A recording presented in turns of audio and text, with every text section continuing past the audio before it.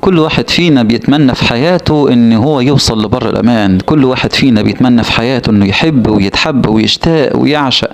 ويهوى. كل واحد فينا في حياته نفسه دايما يكون ناجح، يكون واصل لكل شيء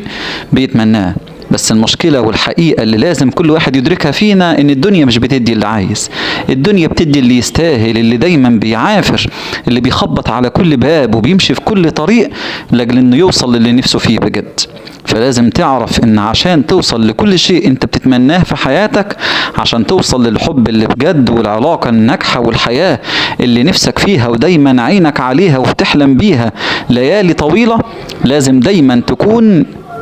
بتعافر وبتخبط على كل باب وبتسلك كل طريق اللي يؤدي دايما لحلمك. اوعاك تفضل واقف مكانك تشكي همك وتشكي احزانك، اوعاك تفضل واقف مكانك باصص بس لحظة الفراق اللي مرت عليك، لحظة الحزن والاسى. اوعاك دايما تفضل واقف مع ذكريات الخذلان والاحزان اللي مرت عليك في حياتك. فكر بس في اللي نفسك فيه، اسلك كل الطرق اللي توصلك للي نفسك فيه بجد، وخبط على كل باب.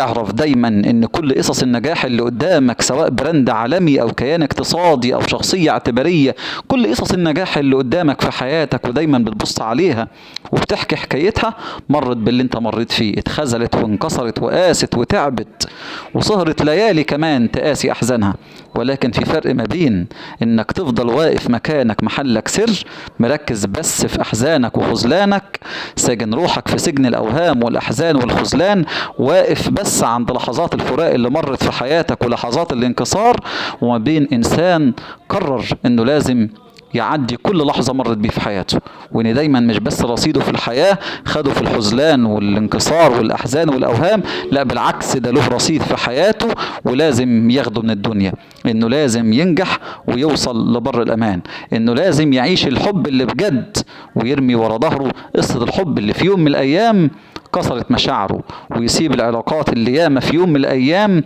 كانت سبب في حزنه ويأسه وخذلانه، وانه دايما يخبط على كل باب ويدور في القلوب على القلب اللي يسنده بجد، يثبت ايده على كل ايد في يوم من الايام قادرة تسنده، دايما يفتش في كل الوشوش على اللي دايما بيعرف يرسم بسمة في وشه. هنا بجد هتعرف انك ضيعت عمرك وانت واقف مكانك، هنا بجد هتعرف انك ضيعت عمرك وانت بس واقف عند لحظات الخذلان والانكسار اللي هي مرت عليك في لحظة، بس انت سجنت نفسك في لحظة الانكسار دي سنين طويلة.